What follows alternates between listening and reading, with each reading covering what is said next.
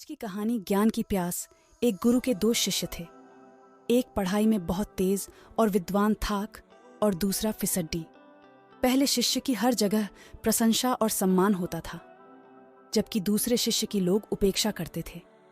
एक दिन रोष में दूसरा शिष्य गुरुजी के जाकर बोला, गुरुजी, मैं उससे पहले से आपके पास विद्या अध्ययन कर रहा हूँ, फिर भी आपने उसे मुझसे अधिक शिक्षा दी। गुरुजी थोड़ी देर मौन रहने के बाद बोले, पहले तुम एक कहानी सुनो। एक यात्री कहीं जा रहा था। रास्ते में उसे प्यास लगी। थोड़ी दूर पर उसे एक कुआं मिला। कुएं पर बाल्टी तो थी, लेकिन रस्सी नहीं थी, इसलिए वह आगे बढ़ गया। थोड़ी देर बाद एक दूसरा यात्री उस कुएं के पास आया। कुएं पर रस्सी न देखकर उसने इधर उधर देखा। पास में ही बड़ी बड़ी घास उगी थी। उसने घास उखाड़कर रस्सी बटना प्रारंभ किया।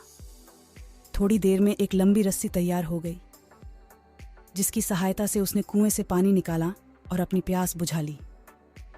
गुरुजी ने उस शिष्य से पूछा, अब तुम मुझे यह बताओ कि प्यास किस यात्री को ज्यादा लगी थी? शिष्य ने तुरंत उत्तर दिया कि दूसरे यात्री को। गुरुजी फिर बोले, प्यास दूसरे यात्री को ज्यादा लगी थी।